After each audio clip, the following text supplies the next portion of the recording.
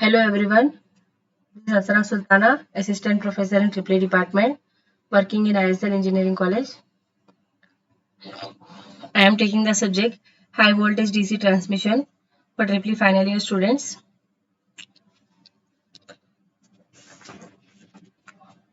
In previous class, we have discussed about the protection against overvoltages in a converter station, protection against overcurrents. Overcurrent protection in converters is based on principles similar to those used in AC systems. The factors which were considered in designing a protection system are selectivity, sensitivity, reliability, and backup. Main feature of converter protection is that it is possible to clear faults by faster controller action, by blocking gate pulses or current regulation and control. Selectivity is also enhanced by high impedances of the smoothing reactor and the converter transformer. Converters will be divided into independent valve groups such that protection system must be able to switch off only the affected valve group. Then we have seen a converter station with a 12 pulse converter per pole, having two valve groups per pole, and protection system does not show protection against DC line faults, under voltage or transformer protection. It is provided with a valve group differential protection which compares rectified current on the valve side of converter transformer to the DC current measured on the line side of the smoothing reactor. Differential protection will be employed because of its selectivity and fast detection. Overcurrent protection circuit is used as backup. Level of overcurrent required to trip must be set higher than that of the valve group differential protection to avoid tripping with faults outside the station.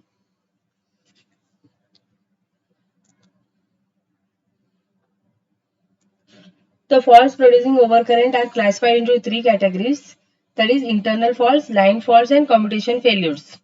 Internal faults which cause high overcurrents but are very infrequent. Line faults which cause overcurrents in the range of 2 to 3 per unit, and these will be limited by current control. Commutation failure at inverters may be quite frequent, however overcurrents are small and limited by current control. Overvoltages in a converter station.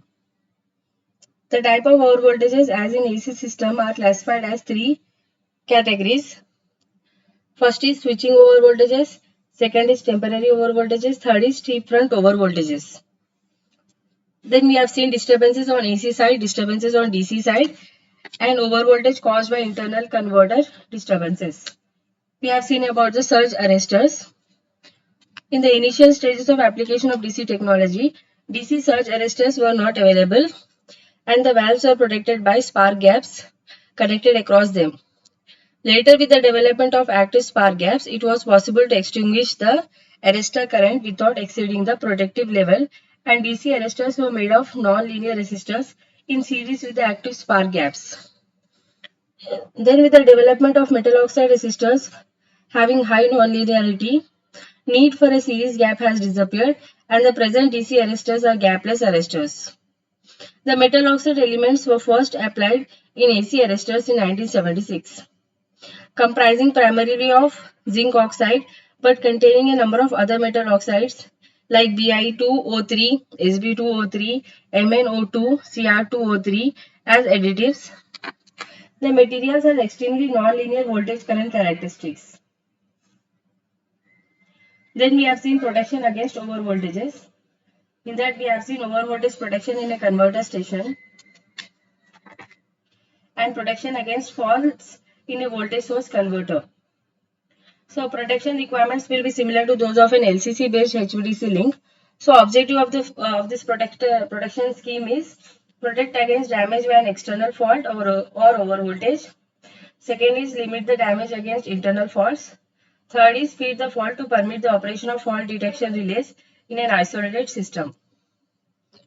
So let us see DC reactor or smoothing reactor.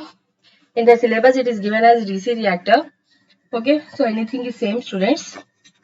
So let us start our today's topic, smoothing reactor. The analysis, control and protection of converters we have seen in the previous classes. So in this class, some aspects of equipment on the DC side is taken up. In particular, smoothing reactor and the DC line will be discussed in detail. So smoothing reactor in this class and DC line I will tell in the next class. Smoothing reactor is connected before the DC filter and in series with the converters. Apart from smoothing the direct current, it will also serve as a buffer between the converters and the DC line. Sizing of the reactor will depend on various requirements, including the reduction of ripple in the current. The DC line in the case of a bipolar system consists of two conductors. One will be operating at positive polarity, another will be operating at negative polarity. Extra high voltage DC lines have bundled conductors to minimize the effects of corona. Design of a DC line is carried out with similar considerations as an AC line. However, performance of insulators will be different with direct voltage and the problems of pollution are severe compared to AC operation. But the converter control allows reduced voltage operation under heavy polluted conditions. Protection against faults in a DC line is through the converter control. This is mainly due to the non-availability of DC breakers in the early stages of introduction of HVDC systems. However, reliability of converter control has led to its continued use even when DC breakers have been developed. DC breakers may be required under special operating requirements like transfer from ground to metallic return and multi-terminal system operation. So regarding multi-terminal system operation, we are going to see in Unit 5. Corona effects, over voltages, insulation, and protection against faults are some of the aspects that will be discussed here. Some aspects of the metallic return and the operation of AC and DC lines in the same right of the way will be considered.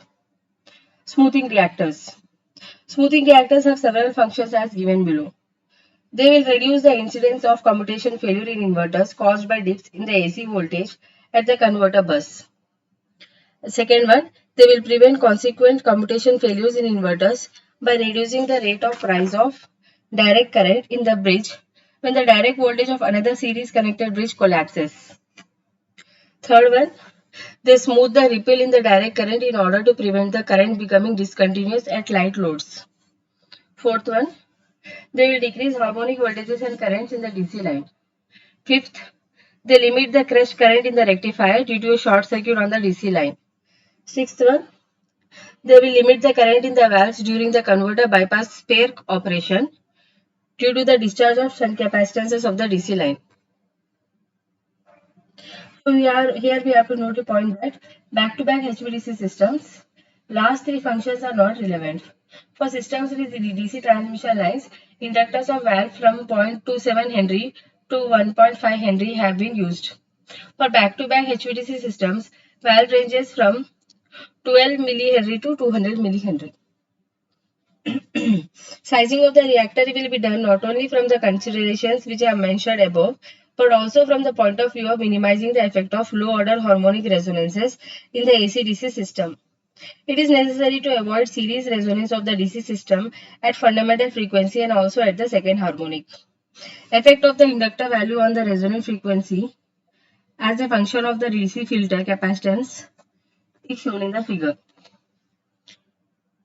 Here, L3 is greater than L2 and L2 is greater than L1 shows that the resonant frequency is reduced by increasing the inductance. C is representing filter capacitance and L is representing here smoothing reactor inductance. Inductance value must remain practically constant with variations in the direct current and this will require air core construction. Smoothing reactor helps to limit the fault current in the line and this is feasible only if the reactor does not get saturated by the fault current. So it is to be noted here that saturable reactors used for the limitation of di by dt in thyristor valves cannot replace the smoothing reactor as smoothing reactors unaffected by saturation will reduce commutation failures.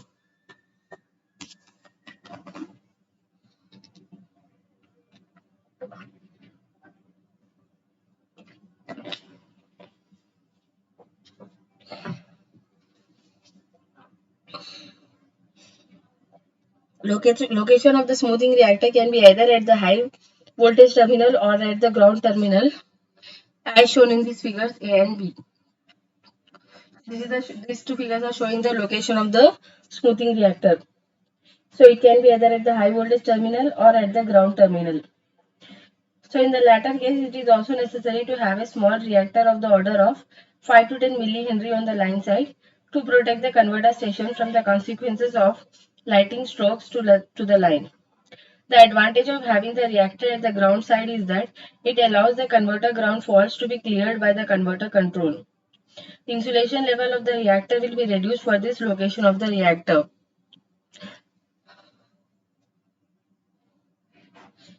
So there is little information available on the choice of the optimum size of the DC smoothing reactor. One criterion used is the SI factor. SI is equal to VDN by L into IDN, where VDN and IDN are the rated direct voltage and direct current respectively. Direct voltage is measured in kilovolts, direct current is measured in kiloamps.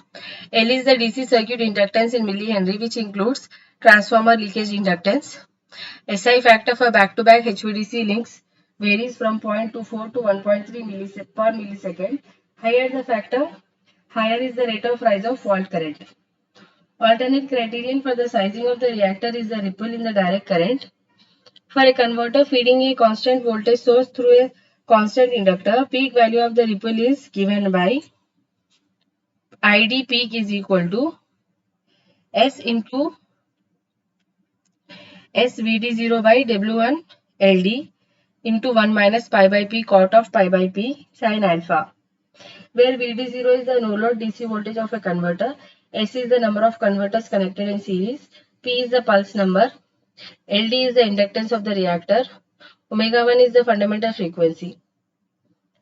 So this equation is, in deriving this equation, leakage reactances of the converter transformers are neglected.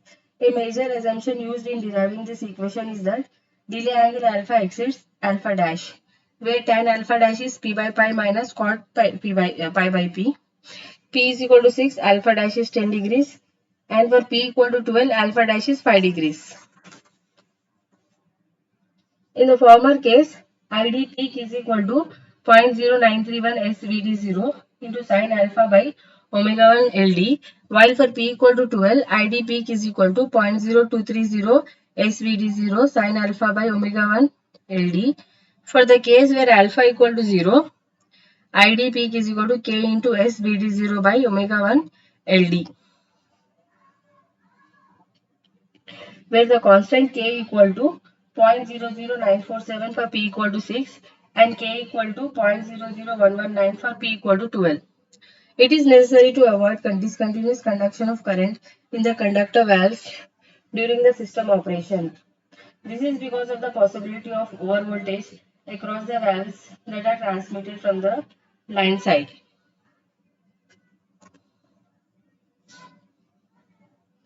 So this is the diagram showing peak ID versus LD, peak current as a function of smoothing reactor.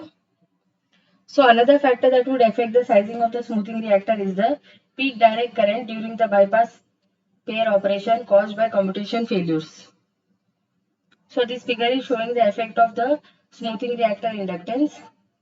This shows that the reduction in the surge current is not commensurate with the increase in LD beyond a certain point.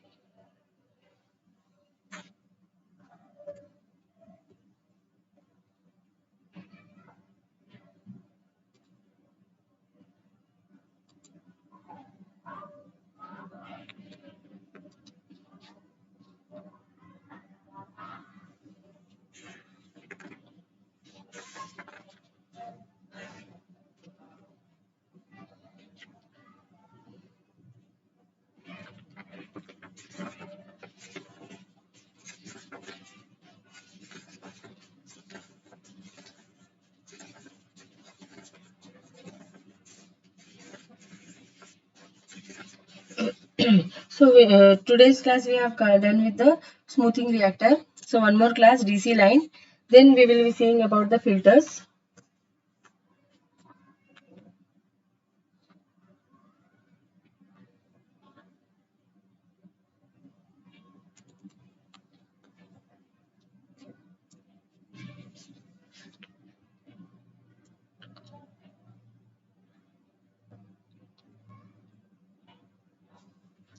See students, um, so DC reactors or smoothing reactors we have completed. So next DC circuit breakers and harmonic filters. Only two topics are remaining for fourth unit. To protection against over voltages is over. Short circuit current, arc back, commutation failure, bypass valves. All this protection is over. Okay. So remaining will be only DC circuit breakers and harmonic filters. Then fifth unit is very small. Multi-terminal DC systems, applications of MTDC system, types, comparison, control. Okay, only four topics are there in fifth unit. Okay,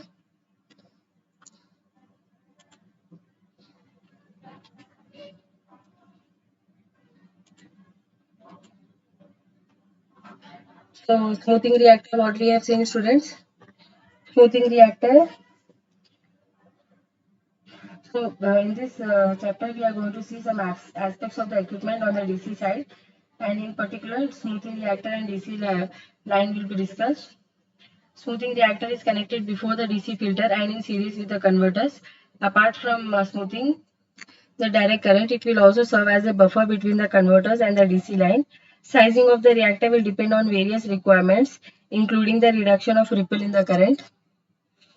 DC line in the case of a bipolar system consists of two conductors. One will be operating at positive polarity with respect to the ground and another will be operating at negative polarity.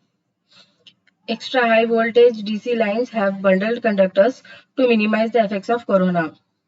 Design of a DC line will be carried out with similar consideration as an AC line. However, performance of insulators is different with direct voltage and the problems of pollution are severe compared to AC operation.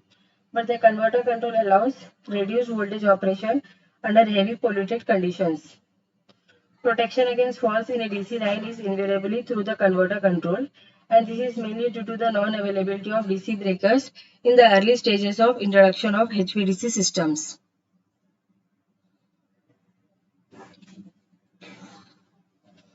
However, the reliability of converter control has led to its continued use even when DC breakers have been developed.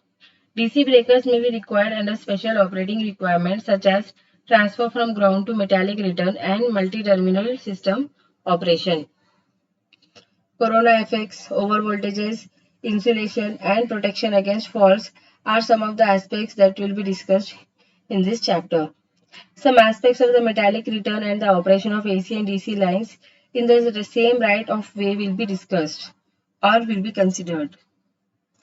Smoothing reactors have several functions as given below. First one, they will reduce the incidence of commutation failure in inverters caused by dips in the AC voltage at the converter bus. Second one, they will prevent consequent commutation failures in inverters by reducing the rate of rise of direct current in the bridge when the direct voltage of another series connected bridge collapses. Third one, they will smooth the ripple in the direct current in order to prevent the current becoming discontinuous at light loads. Fourth one, they will decrease harmonic voltages and currents in the DC line. Fifth one, they limit the crest current in the rectifier due to a short circuit on the DC line. Sixth one, they limit the current in the valves during the converter bypass pair operation due to the discharge of shunt capacitances of the DC line. So here we have to note a point that back-to-back in back-to-back HVDC systems, last three functions are not relevant. For systems with DC transmission lines, inductors of value from 0.27 Henry to 1.5 Henry have been used. For back-to-back HVDC systems, value ranges from 12 millihenry to 200 millihenry. Sizing of the reactor will be done not only from the considerations which are mentioned above, but also from the point of view of minimizing the effect of low-order harmonic resonances in the AC-DC system. It is necessary to avoid series resonance of the DC system at fundamental frequency and also at second harmonic. Effect of inductor value on the resonant frequency corresponding to the first peak of the admittance as seen by the converter as a function of the DC filter capacitance is shown in the figure. L3 is greater than L2 and L2 is greater than L1. Shows that the resonant frequency is reduced by increasing the inductance. Inductance value must remain practically constant with variations in the direct current, and this will require air core construction. So smoothing reactor helps to limit the fault current in the DC line, and this is feasible only if the reactor does not get saturated by the fault current. By the way, it is to be noted that saturable reactors used for the limitation of the di by dt in thyristor valves cannot replace the smoothing reactor, as smoothing reactors unaffected by saturation reduce commutation failures. Location of smoothing reactor can be at the high voltage terminal or at the ground terminal as shown in figures A and B. So in the latter case, it is also necessary to have a small reactor of the order of 5 to 10 millihenry on the line side to protect the converter station from the consequences of lighting strokes to the line. Advantage of having reactor at the ground side is that it will allow converter ground faults to be cleared by the converter control of increasing the delay angle to its maximum limit to control the current. Insulation level of the reactor will be reduced for this location of the reactor. This is the equivalent circuit for calculating ripple. We have seen various equations, okay, and to avoid discontinuous conduction of current in the converter valves,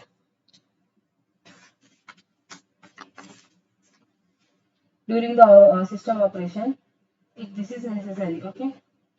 So this is because of the possibility of over voltage across the valves that are transmitted from the line side.